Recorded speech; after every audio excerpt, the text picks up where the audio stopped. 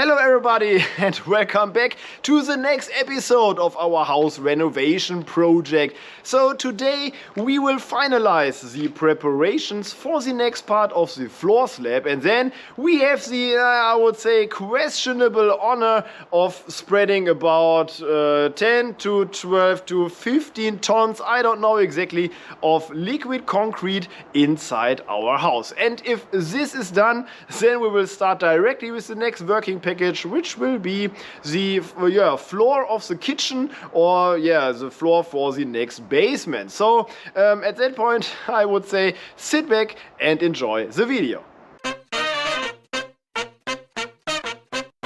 Yeah, and in order to get to the back part of the house or the room, in order to be able to excavate the rest of the earth and so on, I need to maneuver my mini excavator, as you can see here, through this relatively narrow space with all the props already installed. Even if such a mini excavator is not a really big machine, it is sometimes quite hard to maneuver it through the construction site and don't hurt yourself. So but at the end everything is fine. The mini excavator is at its place. So then maybe you're wondering why I'm working here with a wheelbarrow and not with my track dumper. This is why I already mentioned in maybe the last video, I always have to excavate the earth. This is where I use my track dumper for, and then I have to move all these stones out of the building, and this is where I normally use the wheelbarrow because it's simply faster. So I only need to move through the door, and then I can directly unload the stones on the terrace. And this is faster with the wheelbarrow, because the track dumper you need to move backwards, then you have to turn around and stuff, and this takes much longer. And at the end I also need to move all the stones by hand into the track dumper, so this doesn't really help me to avoid some work. So it's much easier and faster to do it simply with a wheelbarrow. And after I removed this pile of stones, it's quite time to generate a new pile of stones. And for this I also need to work by hand with my good old Makita at the end, or at the other end of the room, before I start working. As you can see, I can bring in my track dumper again, because now it is the same story as the last time. So first I remove some stones, and then after that I have to remove some earth. So what you can see here is some part of the foundation of the house, and in this area where I'm actually working, there was 180 years ago a small basement. This was a typical thing of German half-timbered houses. So on the left and the right side of the big hall in the middle of the house, the people at that time normally installed those basements to have the possibility, for example, to store some fresh food and something like that. Because as you already know, in basements you mostly have the same temperature more or less over the complete year. And before the fridge was invented, this was more or less the only possibility to keep the food fresh a long time, or as long as possible. But now unfortunately these foundations are in the way, because I want to expand the new floor slab you can see in the background, and I want to expand it directly to the outer wall, and this means I now have to remove the top of the foundation, so maybe 20-30 centimeters. And here you also can see I need a pickaxe, because the earth, it is really much clay in this earth, and then it is hard as stone, and it is not possible to move it only with a shovel, so you always need a pickaxe. And at that point maybe you're asking why I'm not working with the excavator. This is simply the case because I have no possibility to get there with the excavator. You can see the oak beam directly over my head, and this is also behind me, and this prevents the excavator of reaching that area. So there is no other possibility by digging by hand. Especially in this area it was really hard work, and I'm getting directly back pain if I see these pictures again. So this was really hard and dry earth. I need the pickaxe, I need the shovel, everything must be digged out by hand. And this was a quite hard day that time, to remove all the earth out of this area of the room. And this generally works like the last time too. So you see me only moving the earth a little more in the direction of the excavator. Then I use the excavator to move the earth into the track dumper, and then I use the track dumper to move the earth across the whole property to my little, you can see the hill, so the hill is rising up. So from a small pet cemetery we have now more or less a hill. But at that point I can promise you this is not the end of the story of the hill. So here a few pictures again. So this is more or less the end of the work. So I'm in my final destination, my final depth. I need to put now the gravel in. So this means I need to move my mini excavator again out of this narrow space. Again, hopefully not killing myself and not damage any of the props. It's like a rodeo. But no problem. At the end everything was working fine, and this means I can now work again on the outside, because I now need to move a few tons of gravel into the building again.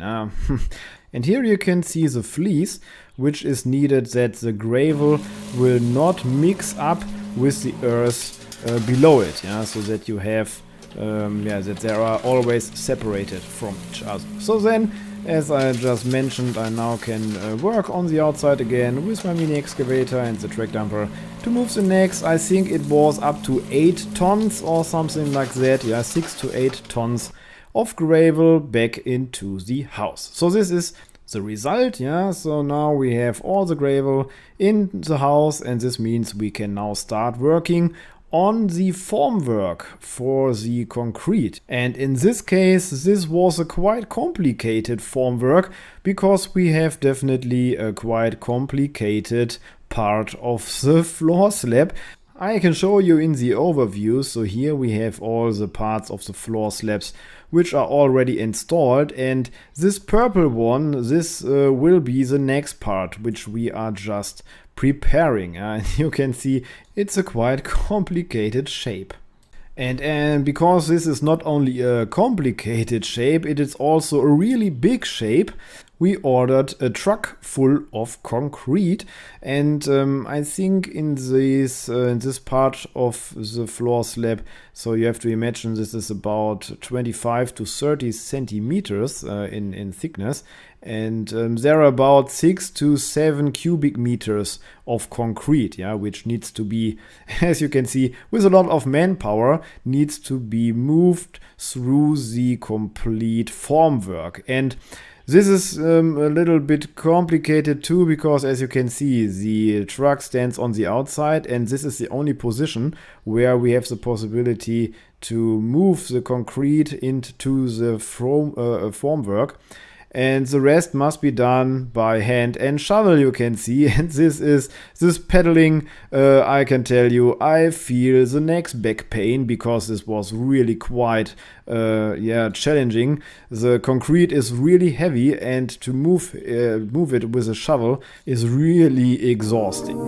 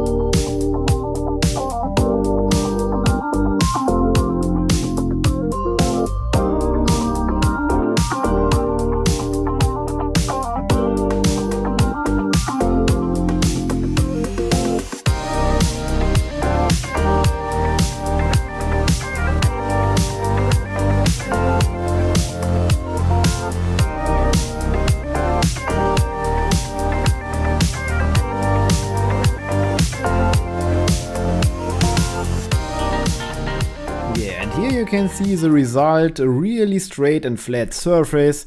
And the most important thing is there was enough concrete in the truck, so this means we calculated everything properly. So this is one day later. The concrete is hard, you can walk over it already. And this means this part of the floor slab is ready, and we can move on with the next part of the restoration, and this is the kitchen and the basement below. Here you can see an old recording of me. This was the last time I put a step into the basement of the house, because after this I start demolishing the ceiling or from the other side the floor of the kitchen. Yeah, and because it is much easier to work from top to down, I start demolishing the floor of the kitchen with my Makita again.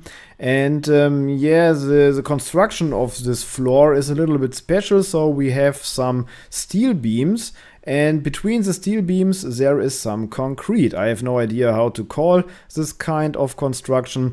But as you can see with the Makita, if you have a start, then you have a possibility to use simply a big hammer to demolish the rest. Yeah? But at the end of the day, it was definitely also some work, yeah, because working with this hammer in that position, yeah, to slam down to the floor is also really exhausting. And so now we have a good ventilation for the basement. And then the next secret is how big are these steel beams, because I want to move them out of the ceiling or the floor.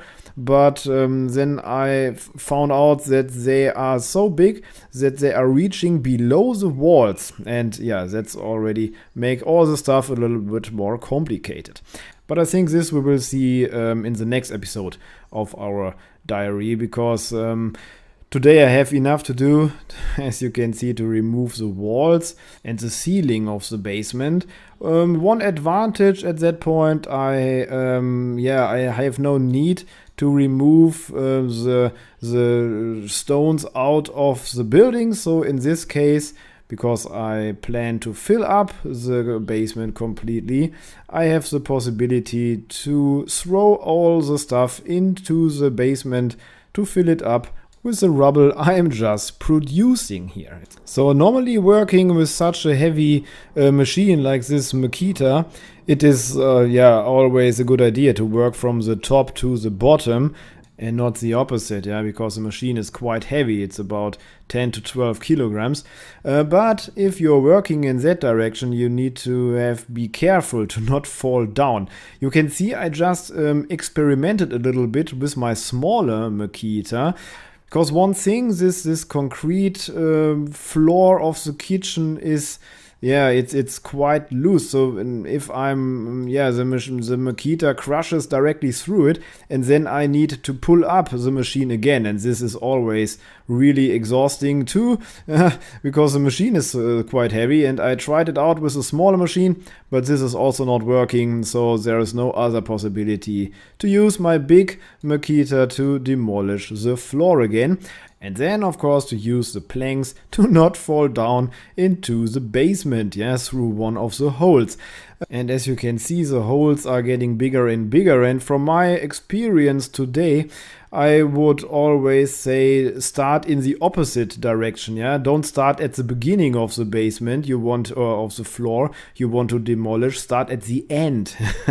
So this would be a much better idea. So now I have to step all over the demolished floor to get to the end. And if you start in the opposite direction or work in the opposite direction, it would definitely make more sense. So here I just nearly crashed the camera with the cable of the machine, and I think with this we can end our today's episode. And see you again in the next week. There we will start then directly at this point again and see how we can remove the steel beams, especially from this concrete floor.